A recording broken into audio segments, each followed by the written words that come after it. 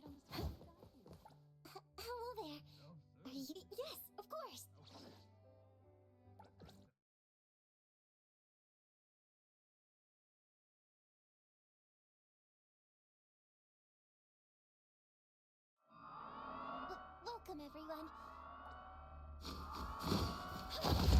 Hopefully we can get some juicy information. Who better to ask than you? Elephant Rider. New truth. Never heard of it. I know what you're talking about, man. It is coming. What's next for ranked? How's it going? Have you met your objectives with ranked? Players were not valued enough. That was the number one issue. I'm curious how many ranked battles have been completed. I'll let you take a look because I'm a bit scared of it. Oh my gosh. Can we expect more build-a-days, updates? We've seen like tweets and things like that, but The truth is, if you wait until it's perfect, you're not going to get anything else for a long time. Let's see what happens. any thoughts on lab improvements? Yes, so one thing that we are considering is Any super early hints or teasers for Town Hall 19? super early, okay? Something we're trying to do is make...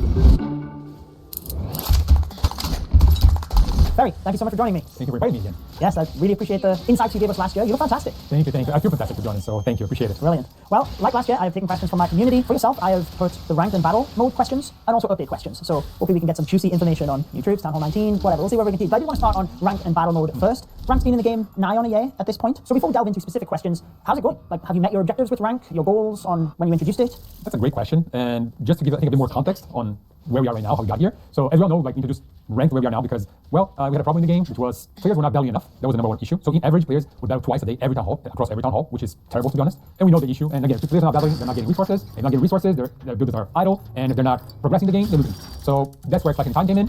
Was a big change. I hope most players enjoyed that change. Oh, yeah. And thanks to that, we're able to, okay, now let's think about ranked and competitive scene in the game. And that's why we decided to make some effort there. That's why we split into two different modes. And now players actually have the choice of actually, I want to be competitive or I just want to chill and play some casual battles here. And I think in that sense, it was successful, but it's definitely not where we want to be for both ranked and the casual mode. So it's still ways to go. I think it was a great first step. And I think it was walking that road. We're definitely not there yet. I had figured that was the case, as you know, you're always looking to iterate and improve. I will say that many of the questions still focused around ranked feeling quite pressurized still, and I'm glad that the league decay was extended the way it was. Like, that was a short-term fix that to me was like the obvious choice, so I'm glad that was implemented, but we still have people feeling like they have to do ranked because of the star bonus and like the ore economy and getting ore from that. So I will touch upon battle mode because I'm a big advocate of like adding a bit more purpose and like the star bonus back into there. But how do you feel the situation is right now with the pressure of ranked and trying to make it a bit more optional in enabling people to play the game how they wish? That's actually a very important topic, I think, because that goes completely against what our intention was to make it less of a pressure on players. Because before it was just like the one thing, go together, bundle together. You have to do ranked at the same time you're doing regular battles because it's just the one thing. Now players have the option to like, no, I just want something more chill. I'll do my casual ranked, my normal battles. But that's not really a choice, right? Because the most important things in the game right now, which are ores, are tied to league bonus, which are tied to ranked. So if I eliminate the choice, players don't really have that choice. They have to do ranked. If that's one of the problems to recognize, then that's something we are definitely going to fix. We're already thinking of ways of fixing this. There are other issues as well. I think I mentioned that before, the league decay, for example, that we're already making changes to this. And again, I'm going to give a shout out to creators and the community who gave feedback on this, but also you, Itsu, Coco, and Ninja, who were here in Helsinki with us a while ago and gave us feedback on this and other things as well. But it was super important for us to hear this from you guys, and that's why we act so fast. Otherwise, it would have taken a bit longer for us to do something about this. So yeah, in general, we know it's a lot of pressure on players right now, and it's something we recognize it's an issue, and we are going to do something about this for sure. Well, I'm glad to hear that. I'm glad to hear that you recognize the star bonus as an issue as well, and I'll tie back into that with battle mode. I'm just looking, I have quite a few questions regarding rank. One thing that, and I sent you this beforehand, so I'm curious if you were able to grab the data on this, but because it is not as optional as it could have been, I'm curious how many ranked battles have been done. Did you manage to get an answer on that? Like, since it's been released, how many ranked attacks have been completed? Yes, so I'm going to check that number because again, if anyone can memorize this, you're a genius. So the number is actually quite nice. I'll let you take a look because I'm a bit scared of it. Oh my gosh. Right. Do you want to read that to my audience? I don't even want to start. Bear with me, please. You probably need some time for this or something. I'll have the number on the screen. Okay, thank you. So total number of ranked battles that have been completed so far, 4,558,974,653. I think I got this right. So it is a big number, as you can see. Yes. Gosh, I wasn't sure if it was billion or more than billion there, like just at a quick glance, but oh my gosh, that is a lot of ranked battles. And I guess it depends on like the league people are in, exactly, how many attacks they get, but given that ranked has been out, what, like 9 months or so now-ish? Like it's about so, about October, right? So yeah, a lot of battles. Not bad, Interesting. I'm glad you were able to get some level of data for me. I won't move on to like the community questions for ranked specifically, and then I'll circle back to battle mode after that. And obviously I'm going to ask like the most favorable questions, ones that were voted the most or asked the most. Like the pressure to feel ranked was basically like the most common theme. But there are some questions that kind of took my eye, if you will. One of them being that they said spectating friends is disabled in ranked mode. Is that intentional? Is that a bug? Like, I didn't know that was a thing. That's why it took my interest. Good and easy question. I love those. It is a bug. And probably by the time this video is released, it should be fixed. Okay. Because it should be coming the next maintenance we have. So very soon, but it's a bug. Yeah. All right, sweet. There's that one answered. One question that I thought was equally like cool because I have pitched the idea prior to rank coming out of like extending friendlies to include like a friendly legend day, which I think would be so cool if like 8 streamers got together and like, you know, battle everyone could stream their own perspectives. But anyway, someone had asked about a friendly ranked week.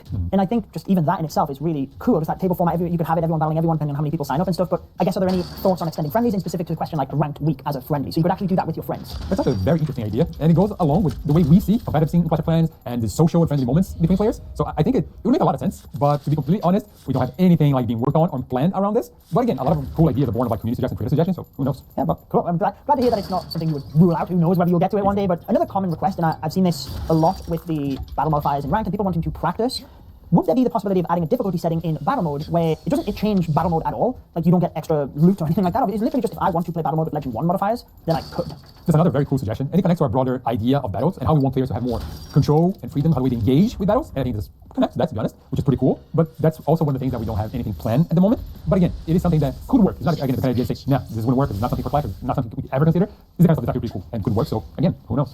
Okay, I guess it's like when we get to that stage, because I guess I have one more question on ranked, and then we'll move to battle mode. But I do think there needs to be more meaning in battle mode and allowing people to have a bit more fun and purposefulness with their attacks, and casuals have that sense of progression through trophies. But I guess before we move to that, it's seemingly connected as well, but like what's next for ranked? So I would say the main thing right now is keep listening to feedback and what the community is saying and what creators are saying. Most, if not all, the new changes we made in 2026 in ranked came from community feedback and what you're all saying, which is great. So we are building this together. And a lot of times we put out these complex systems like we're not gonna get it right the first time. That's the truth. And it's something we're gonna keep iterating and keep going, getting feedback. And that's the process we're in ranked right now. We wanted to make it more meaningful and make it more like players see that the skill matters in the way they're battling and everything. So that's something very important for ranked that we wanted to do. And also it's connected with address battles as well, just a regular casual battle, because both need to work, and they, even though they're separate, they both need to help players play the way they want and feel like they're being rewarded and feel like they're actually getting something out of it, and ultimately be fun. So we're gonna just keep listening to feedback, and we'll see what's next. I don't have anything concrete to share right now about we're doing this, but yeah, we're gonna keep listening to the community and see what happens. I think in my view for ranked mode, it really depends on what you decide is best for battle mode, because I personally feel like battle mode has no purpose. You're just mindlessly spamming, and I know sometimes that's what you want, to just farm, but I think the issue is that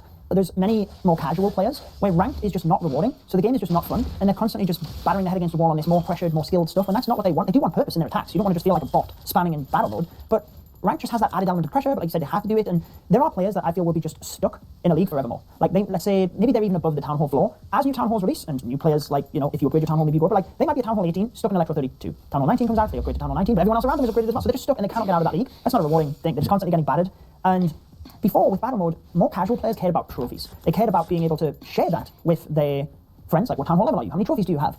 Maybe in time that'll come with like what league are you in, but I don't know, it doesn't give people that sense of feeling good at the game. And I know there is a side of people that will say, well, you know, get good, but I don't think that's fair to have people feel like that. Why not let people feel good about themselves? If you truly know ranked is like the skill expression, and those people aren't on the leaderboard, let them feel good about themselves in battle mode. Give them that sense of progression, give them that purpose, and bring that fun element back to the game in that regard as well. And I think in doing that, you could then add the star bonus to battle mode, and therefore relieve pressure off ranked, which then makes ranked even more skillful, because there's less pressure, you get less casuals farming in there and like just spamming their attacks because they have to. So therefore it's like more competitive for the ranked people. I do think in doing so you would have to do something with ranked and like maybe have cosmetics in there. Even though they're tied to the leaderboard, you could still have cosmetic rewards for taking part in ranked and your achievements in ranked, which therefore gives people a reason to do ranked as well. And you've got purpose both sides, but I do then think that sense of progression. And if someone is behind, I don't know, they come back to the game. Previously, I mean, it's good that the league has been extended, but previously you get demoted, and then if you want to grind in order to catch up, you can't, because you're limited in ranked, you can't progress fast enough. At least in battle mode, you can do a bunch of attacks, climb up the trophies, get to the higher star bonus, and allow you to catch up. So it's within your control a bit more that you feel you're not gate-kept to be able to catch up. That's a long explanation on my thoughts, but I feel like what's next for ranked, in my view, is hard to do unless you fix what is in battle mode. And then once you've done that, you could then reiterate ranked mode to fine-tune it even more for the competitive people. And I know that Sabrina in the recent Inside the Builder Hut did hint towards adding a bit more to battle mode and making it feel more purposeful, but are there any further developments other than just recognizing that you do want to address battle mode? First of all, amazing assessment of the situation. It's spot on. It's crazy. So amazing. And yes, I think that's why I said also in the previous question that they're both together. Like the rank, what we're doing next, it's also what we do with battle mode at the same time. Like we can't think about rank and forget about battle mode. As you said, I think they need to both work together, and that's why any future changes we need to make, we need to think about battle mode as well. So we're not in the stage like it's a problem. We need to think about it, do something about this. We are already doing something about this. So we are working on some changes. As I mentioned, it needs to be more meaningful for players who want to play battle mode. Maybe the one again the pressure of the rank and everything and all that comes with it. Maybe you still want to progress and feel rewarded and have fun, but in the casual mode, which is fine. So we're working on ways to try to make this work. And again, it's going to be the first time we're doing this, making these changes. Perhaps it won't be great the first time. Maybe it won't. We're going to collect feedback and see what happens. But we are working on something, so it's not something we're still going to think about it and see what we're going to do. We have ideas. We have some things that we believe could work, could be great for players, and could potentially solve all these issues we're discussing here. But again, I guess we have to wait, see, collect feedback, go to Reddit, have some fun reading some threads. And yes, I think that's what's next for us. But it is exciting, at least, to know that something is coming. I think that players at least can take some relief in that, knowing that something is coming. Well, that is exciting, yeah, because I think there could be a lot of benefits on that depending on what it is, right? And one thing I mentioned in my video when I spoke about this previously is like event troops, for example, don't feel as eventful now because you can only use them in battle mode. And this is always something that can sometimes be hard to step back from like being into tuned and really dialed into the active community to know like maybe actually they are impactful to like the more casual space. And I just struggle to like relate to that. So it is important to understand that there are sometimes a lot of other perspectives that anything I'm saying might not be true in those regards. But I think if battle mode did have more purpose, those event troops would then be more popular again. And when that comes to like collaborations, you had like the WWE troops previously, surely that would help in those regards. But yeah, I'm really happy to hear that there is stuff in the works for that and excited to hear more. But I guess that transitions us nicely to all of the update questions I got, because alongside the hero's journey and the migration, which I already discussed with Rafa, alongside that, clearly a lot of questions were update related questions, which who better to ask than you? Yay, let's do it. I mean, first and foremost, it's funny because a couple of these I actually asked you last year as well, but Elephant Rider. New troop. It's been a while. I want to say it's been a while since it was. You forgot about it? Never heard of it. I don't know what you're talking about, man. Any updates on when we could see that? Because I think it's one of those things that's like has been announced. It won the Supercell Make campaign, and yeah, we're kind of like still waiting. Okay, so good news on that. It is coming very, very soon.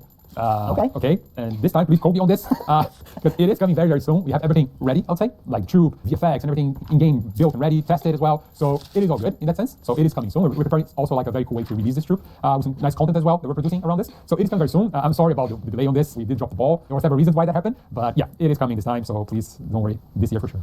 And I guess just to clarify for people that when we're talking here, back when the Supercell Make campaign was on, it was to design an event troop. So when I'm saying new troop, it's still getting deployed in an event. Exactly. You still have temporary troops. Yes. Just thought I'd clarify because it was a while ago. So anyone that started playing the game now might not realize that was. On that note, there was questions about Supercell Make campaigns.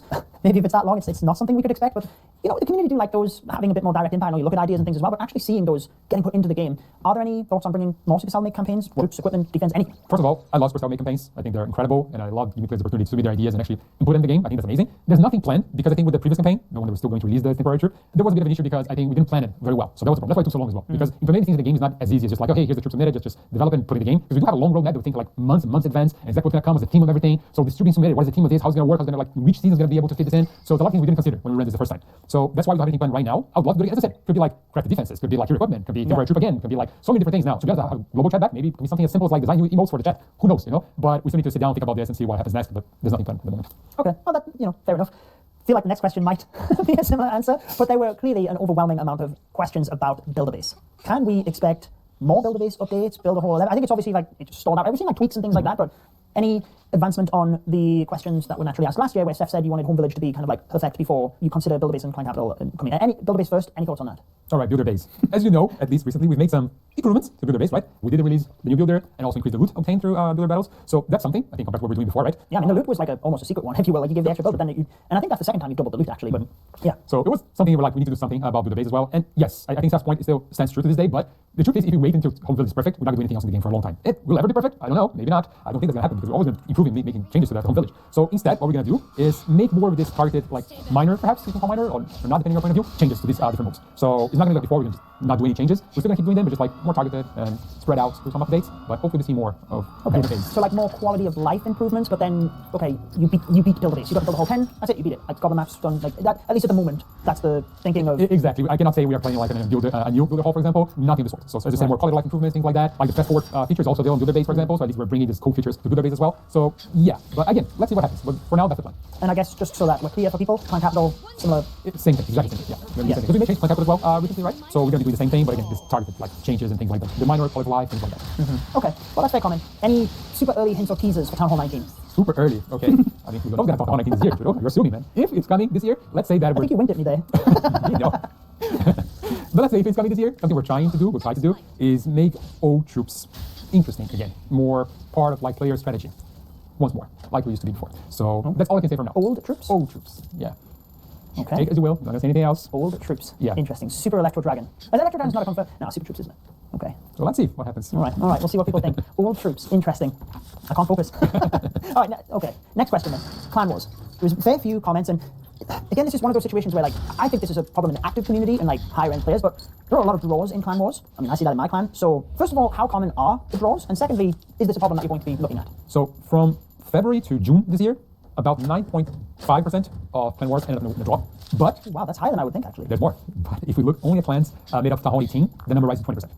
So it can be an issue. Yes, it's not ideal. I think it was proposed before, perhaps having better modifiers, for example. Yeah. That's an interesting idea, and it could work, but something that could become a problem is that would create a different matchmaking pool as well. So we have split matchmaking, and that creates another issue. Then we think about how to solve that issue. So to be fair, we don't have a solution for that problem yet. What we try to do, at least, for wars that end up in a draw to increase the ore that's given out to both clans in that case, so it is a way to make it a bit better when you end up in a draw, but we don't have a solution. But we're still looking into this, see what happened. Of course, listening to community feedback, traders as well, their suggestions, but nothing that's simple. Yeah, I will say I think it was nice when you increased the amount of ore given for a draw, so that those players didn't feel like they were missing out when they got a perfect war. Exactly. So that was a really good change. I agree. I think it is actually a tricky one to get right. And once you commit to something, you're committed to it, right? It's like I think that's the tricky balance to that as well. On the topics of like wars, and I played you a clip last year, and I don't know if it came back to haunt you with the eagle decoration. It's always the fair of the best, I know. I want to play you a clip from last year's interview here, and then I'll ask the question.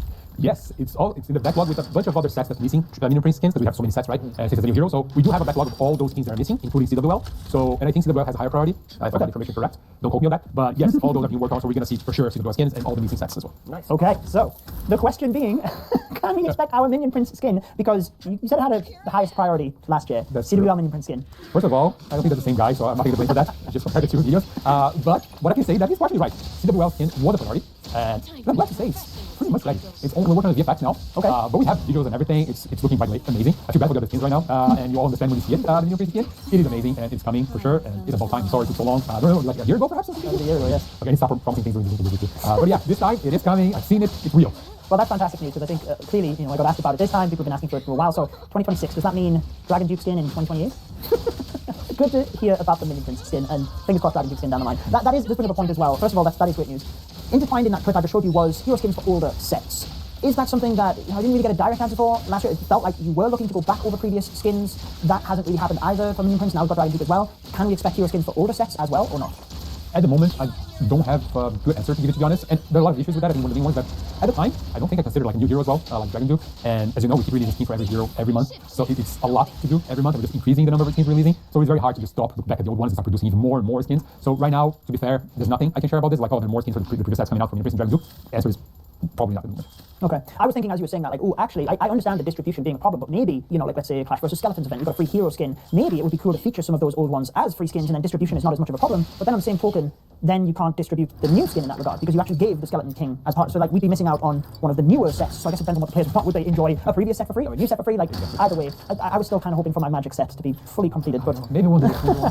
another thing we discussed last year, and it was early days last year, you didn't give that conversation on this, don't worry, I'm not going to be like blaming you on this one, but we did talk about troop skins, which you said you were converting to 3D models. I think you shared with me at the time the Druid 3D model, where it was kind of like the process is adding gradually 3D models of troops, and then troop skins would be an idea in the future. Is that still the same line of thinking for possible troop skins in the future? I would say yes. For example, very recently I think the Electro Dragon 3D model, for example, was really nice because it does change. I bet you appreciated that. Especially me, like yes, Electro Dragon. So it was very, very cool to see that happening, but it is a slow process, to be fair. When we start doing this, it's going to be like a gradual rollout. So it's not going to be like, okay, now every troop in the game is 3D. It's probably going to be like slowly. Okay, now this one. So you're just building out the models at the moment? Exactly, yeah. And then you'll deploy the models gradually? That's the plan. And we could expect troop skins. It's still something you are looking to do, but like in the future, once they've all rolled out. As far as I know, there are no troops being worked on, anything like that. Because again, first we need to do the 3D models and all that, and start thinking about that. There are so many troops in the game I need to work on. So I don't think that's being worked on at the moment. I at least don't know anything about it. So I'll be surprised. But at least I can tell you that we're working 3D models. That's for sure. Probably gonna have to wait a little longer to have more information on troop skins, unfortunately. Well, I guess even transferring the 3D models will make things more efficient for you guys anyway, with like moving into the future, new level design, stuff like that. I would assume that becomes more efficient then. For sure. There was a lot as well. Like those are probably the bigger update questions, but there was a lot of like smaller quality of life suggestions and things like that. So I thought I'd maybe just rattle through a bunch of those, if that's all right to finish off. Do it. One that I think is really like a couple of these I think are like really good ideas and necessary. So the first one, when you're scouting a war base, now that you have instantly the ability to just swap out your recipe, like it was kind of fine when you had to go and train your troops. But now if I'm scouting a war base, I could just edit my recipe there and then, tailor it to the base. What about being able to edit your recipe whilst you're scouting a base? I'm gonna be honest with you, that's something I thought about like a while ago as well. Like that'd be so cool. But there are some technical difficulties in making that happen, to be true. So I think that's the main hurdle for us if we're ever going to do that. We have to solve these technical challenges first. But it is a really cool idea to be done. I would love to be able to do that. I think it would be very, very nice. So we'll see. Yeah, I guess I will say with a lot of these as well, I think the community can appreciate like these small changes. If they are something that's really difficult to implement, then it's kind of understandable that like maybe focus on bigger problems than like these where we do have workarounds. I mean, gosh, how many quality of life changes have we had, whether it's from like renaming base layouts to little bits of things like that, where we spoke about them before, that we've always said the team is wanting to do them, it's just the focus of them and when they become a priority. So I'm trying not to focus on too many little quality of life changes that you've already said are like, yep, they're good. One that I don't think you've commented on as such, but I do see requested a lot, is being able to upgrade walls with Dark Elixir. That one's unlikely to happen in the near future, I'll say, for two reasons. One, we have the Alchemist, which is a way for you to convert resources and get the resources you need. But another reason that's also very important, I'll say, is that for high-end players, like it's really nice to find bases with a lot of Dark Elixir available that you can loot. So if players were using their Dark Elixir to upgrade walls, it's much harder to find those bases and much harder to farm Dark Elixir, and that could be a big issue. So I think that's something to keep in mind. I guess that's true with heroes and pets, and like it's keeping the economy. And like I know last year, one that I haven't got on here, but I asked last year to Seth, even though a lot of people, respectfully, probably didn't see the interview, but was being able to upgrade walls without a builder. And the answer was basically the same. Like it would just deplete the economy, where you couldn't find bases to attack, and it would kind of like just mess things up. So yeah, I mean, I can appreciate that one. Another one that is so commonly requested, but I don't think you have answered publicly either. To me, this one's a no-brainer, to be honest, is when you log in and you're being attacked, being able to switch to another profile if you have another account. Because I can understand where you're getting attacked and you don't know how much loot you will lose from that attack. I've seen people say like, oh, maybe they just take away the maximum loot and then after the fact they give you it back, and like that's, I guess that is a workaround. But to me, a simple solution is just let us switch to another account. That's an amazing suggestion, and I think the kind of stuff we need to check how hard it would be to make that change or make that implementation. Because if it's something easy, like some of the things we talked before, it's a no-brainer. Like why not do it? It's just like a positive thing, and there's no reason not to do it. So I think it's something that we should definitely check, and I'm sure the team is going to be watching this interview and everything. They're going to hear about it. So hopefully they'll check and see what can be done. Okay, well, great to hear. There was a surprisingly large amount of comments about the laboratory, people giving different solutions, to be honest, whether you're like merging labs together or just giving a second worker, or essentially a lot of people feel the lab is the bottleneck. Now, I know you slash upgrade cost and times and stuff like that to try and get a balance across things, but this is clearly a requested feature and something that people are having a lot of problems and questions about. So I don't give you a specific, like, second lab worker or anything like that, but any thoughts on lab improvements, let's say? Yes, so one thing that we are considering is, as you mentioned, actually consolidating the pet house with a laboratory, so you would have a second researcher in a way. So that's one of the things we're looking into it, because it could be like a potential solution to this. But again, there's nothing set in stone yet or something that's being decided, but that's one of the directions we're looking into. Okay, so when you say second researcher, the pets will go in the lab, but you don't have to upgrade one troop and one pet. Exactly. Okay, you can manage those researchers as you want.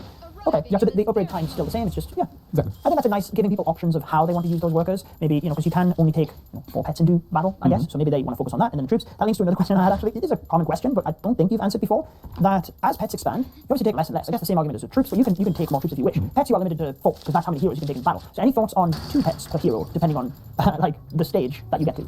That's a very interesting question, and it's something we played with a little bit from Control with Heroes, to be honest. And it's a great idea, it's something we're thinking about, but the only issue we see right now is that we don't have that many pet options, I would say, especially when it comes to air pets. So I feel like it would be very limited right now, and it could be an issue. So I think first we need to think about these things first, these possible problems we could have, and then once we have that figured out, and then we can think about like maybe 2 pets. That would be really cool, to be honest. I like that as well. But as I said, there's some problems first that we need to consider before doing anything like that. Yeah, so as it expands, it could be more likely as a feature. But I think when you're looking at synergies as well, like Spirit Fox, people sometimes think like, okay, Spirit Fox for the invis rotations, or do I go with the Angry Jelly to get defense targeting? Like, you could actually merge them together, and like, or you go with the Phoenix afterwards as well, so that you get that little extra life out of your RC dive or your Dragon Tube charge or whatever. I think adding that element would be cool as well, but I get what you're saying. You have to get to that stage where then you're not handicapped by upgrading pets as well, and now you're upgrading heroes. I know, like, that's part of it, right? Like, you've got other pets to use, but if you had to use all your pets, you just run into that same problem. Yeah, exactly. So I guess that's a valid comment. The cookbook has seen plenty of improvements since last year when it was implemented, but practice maps are lagging behind. They're at Town Hall 13. People have been asking, like, when are we getting more practice maps? It always seems to be just low on the priority list, but now that we have the cookbook, any thoughts of tying the 2 together? Another cool suggestion, but to be fair, we have nothing planned yet about this, so sadly there's nothing else I can share or promise, because I won't do that again, about this. It's my fault. Not making promises. Yeah, that's the answer we had with like practice maps, and I get it. It's not like as big of a deal. I do think collectively we have a problem that we need to be aware of people like accelerating through town halls. I've mentioned this numerous times, but just educating people in the game. But I understand where it's not a huge priority. Goblin maps, though, the other aspect of a practice map, goblin maps. I personally love the goblin maps, but I understand when they're like one and done. It's often suggested of a community sandbox. Using the goblin maps as that. That's a very interesting suggestion. I think the only thing that we're considering this is that like we find a good way to do this and still be fair, and we'll be able to like not cheat, but like create like a situation of like you take advantage or something like that. Yeah. So that's one of the things that we need to consider before being able to do something like that. Perhaps do their base. It's a bit more straightforward to do those things. You don't have the scouting, anything like that. So maybe do their base is a place where these could live. So it is something we need to think about and consider. But again, nothing being worked on or planned right now. Yeah, I think it's definitely an area that you have to get right, because even it's, I think I remember there used to be, like people would have a Town Hall 8 account because you didn't have the 24 hours on there, and then people would build like a section of a base just to practice the queen walk and which way the queen would go, even though the buildings are like, they could check the AI before their attacks and stuff like that, which stuff like that you definitely have to make sure is in tune before implementing something like that. We spoke as well, I can't remember if it was yourself or David Burke last year, who I'm also interviewing this time around, but actually I think that was it. David Burke spoke about it on the Inside the Builder. We spoke about it, but the decoration shortage, which is only accelerating with new decorations and with duplicate decorations. So any advancements on the decoration shortage, storage, and the mass amount of decorations, being able to display them in? Well, I wish I had a more positive answer for this one, but the truth is we don't have anything possible solution for this problem yet. I know we discussed some possible scenarios of things we could do, but we haven't advanced on any of those, to be honest, because we have a priority. That's the truth. Again, we need to just choose our battles right at the end of the day. So this is one of the ones we have to set aside for a while. And there are other things that we considered as well, like, perhaps you can send like decorations through like your different villages, like Builder Base and Home Village. So perhaps you could like store some of your decorations in Builder Base if you want, or send some of the Builder Base to Home Village. So those are some things we have talked about, but it's not really like a proper solution to this increasing number of decorations we're seeing, like and how to storage and showcase all the decorations. Maybe we want to showcase more than actually can. So it is still something we need to discuss. We need to find a proper solution and try it out. But again, nothing I can share right now regardless like if it's being, we have something right now or not. Yeah, I think it's a tricky one. When ranked came out and there was, like the ranked bases and then your regular home village became your battle base, I did see a suggestion from Rick, actually, one of the Reddit moderators, about maybe you set a base for battle mode and then your home village is just like if someone visits your base, then you could just have decorations. You can remove the defenses from there because it's only you that's seeing it or anyone visiting your base. You set your defensive base for battle mode. And yes, it would take up a village slot out of your 6, but if you really wanted to show off your decorations, then I'm sure you'd be fine with that. Maybe that is something that you could consider. Obviously, there's like different suggestions from the community, like showing them inside the town hall, different things like that. I think whatever the solution to help those players that do enjoy showing off the decorations, it would be cool at some stage. Short term, putting them in the builder base and stuff, I think is actually pretty good as well. The last one I had was also very highly requested, and it was a clan name change, which again I think is only fair to ask. But yeah, is there any thoughts on like actually allowing that at some stage? Yes, that one came up several times, I guess, and we thought about could it be like a cool reward for Halo Clan, stuff like that, and maybe like something you can unlock as a perk. But I think one of the things we need to just figure it out, like if players can like change the clan names, and maybe finding the clan, looking for the clan could be a bit more difficult if you can keep changing. But again, there's ways to solve that. Perhaps you can search for a clan for its old and new name, something like that. So it is something very cool, and to be honest, it's just that we need to dedicate some time to look into this and actually implement it. But don't have anyone actually dedicated to this right now, to be completely transparent here, but we know it's something the community requested. It would be very cool. So maybe we'll try to push it as a polylogic improvement down the line. We'll see. I think as long as you didn't have the ability to like constantly switch it, right? After you cool down and stuff. But I think when a game is as old as it is, and you're looking to make sure the game is, has a prosperous future, if clans have been around for like a decade plus, like things change. Maybe you just set your clan real quick when you weren't that serious about the game, and now you're super serious and you want to you have to ditch the progression of your clan, and I can see it's been a friction point. So I think it'll be a good change. I agree though, just making sure you get the parameters right, that it makes sense. No pressure on this because I don't have any other questions. But if there was anything else you were willing to share or wanted to say to the community, I just want to give you a brief space to Well, I want to say is that first of all, thank you for this opportunity. I think it's really nice that we get to do this, talk to you, talk to players in this setting, because I think it's very important for us to be exposed to our community as we can. So please keep doing this. I hope to see you next year doing the next one and putting you on the spot again, please. And yeah, and let's hope players enjoy the future games that are coming to the game. We have a lot planned still for this year. Perhaps a new town hall, who knows, we'll see. So yeah, just thank you again. No, I appreciate that. Thank you as well. I know the community appreciates it. I enjoy doing these, so thank you for letting us come across and interview and get the answers for the community that we desire. So thank you so much, Ferry. Thank you. Next year. Till next year. Now I'm going to grill you. I want to dive right into the deep end. What's the deal with bugs? There's been a lot of them in recent times. Some of them I even have a little bit embarrassing. The all bug, the recent hero journey, not being able to claim the rewards. My game would just crash as soon as I went into an attack or anything. There's just so many combinations where things can go wrong. This wasn't on my list, but I would love 2v2. Is that something that's even technically possible? Maybe multiple players playing at the same time together with one hero each. I did want to transition to more in-depth questions. I'm looking forward to this part. Can you explain how wall breakers work? They actually don't target the wall. Can you give a bit of an overview of how troops choose which target they're going to attack? It tries to kind of guess what is the best place to attack this building. Sometimes this guess goes right, sometimes it goes wrong. Why does my queen always attack walls? The queen just checks, okay, all these three buildings are behind the wall, I need to break a wall to get there. But there are some other reasons as well. My healers go off and heal one archer in the corner of the base. Why are my healers doing that? This is maybe the place where most people get confused, and unfortunately in some cases it doesn't go the player's way. CWL mismatches. When the 5v5 came out, I shared feedback to the team that this is ridiculous. We have some ideas how to tackle these issues, but they are a little bit tricky to implement. What we are looking into is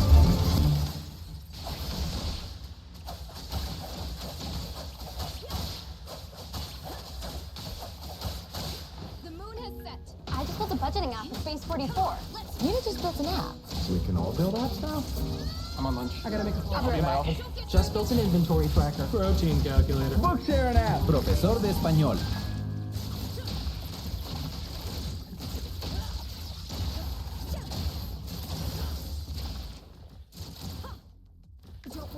Hey, wait. I need you to show me how to convert a Word doc to a PDF again. Seriously? It'd be faster if I used Scribe to show you how to do it. Just sent you a step-by-step guide. Whoa! How'd you make this? I just downloaded Scribe, clicked Start, went through the steps, and Scribe automatically generated a step-by-step guide with screenshots and written instructions. Okay, I guess we Should start using Scribe for everything? Agreed. Try Scribe for your step-by-step guides and work smarter, not later.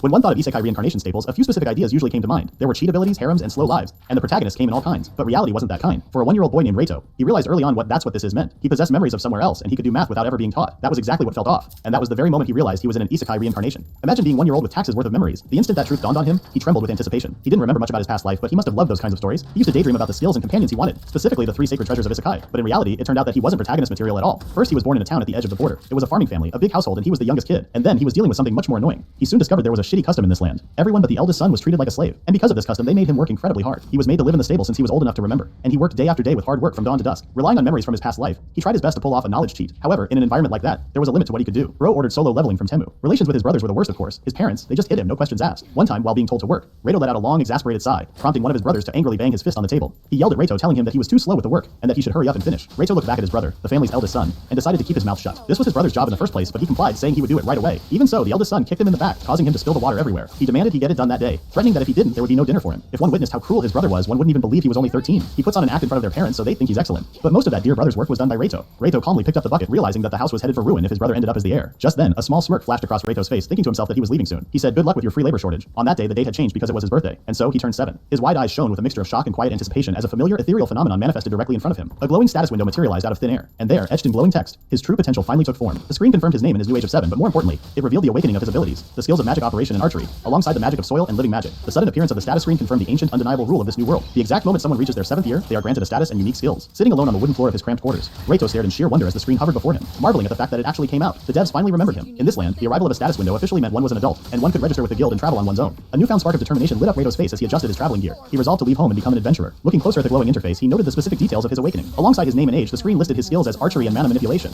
while his magic attributes manifested as earth magic and living magic. Suddenly, a wave of disappointment washed over Reito, realizing just how incredibly thin it actually was. was, not the economy package. He had been secretly hoping for something a bit grander to kickstart his new life. Yet, no matter how thin his status appeared, his resolve remained absolute. He was leaving this household, but for that reason, he first had to get them to hear him out. With a newfound determination burning in his eyes, he knocked on the door. The door swung open, revealing his mother's instantly cold and impatient glare. Before he could even speak, she snapped at him, assuming he was merely looking for an early breakfast. Zero maternal instinct detected. Looking at her stern face, Reito briefly questioned why he had even bothered to come to her at all. Still, he steeled himself, politely apologizing for the early intrusion and firmly requesting a moment of her time, now that he had turned 7. She only looked down at him with a resentful expression, completely devoid of any maternal warmth. Meanwhile, Reito knew that if he just stayed there, he would only drag everyone down. Allowed inside, he stepped into the dining room. The sight before him only solidified his desire to leave, as his father feasted on a lavish steak dinner, a meal far grander than anything Reito had ever been allowed to eat. Bro eating like a king while his kid eats oxygen. His arrival was met with immediate hostile tension. His father glared at him with deep disapproval, demanding to know what he could possibly want at such an hour. His brother, on the other hand, wondered what the fuss was all about. Reito stood firmly before his father and brother, announcing that he had turned 7 and was leaving home immediately to become an adventurer. He added that his awakened skills were utterly useless to the family business, shocking his brother. Reito continued, insisting that if he stayed, he would only drag down his beloved brother. He then casually listed the potential disasters he might cause around the farm, from accidentally burning the grass and injuring the horses to breaking down the shed, subtly reminding his older brother that he had actually committed those exact blunders. He delivered the allegations with customer service voice. He calmly concluded that he would probably cause more trouble going forward, and no one would miss him if he were gone. Seeing that their father was actually considering the idea, panic finally broke his brother's silence, who reached out desperately to stop Reito. He anxiously asked who had said he could just leave like that, but before he could finish speaking, Reito cut him off. Reito locked eyes with his brother, wide-eyed and full of mock admiration, declaring that his brother was brilliant. He drove the point home, adding that for his brother's own sake, it was simply better if he wasn't around. The flattery worked perfectly on the eldest son's fragile ego.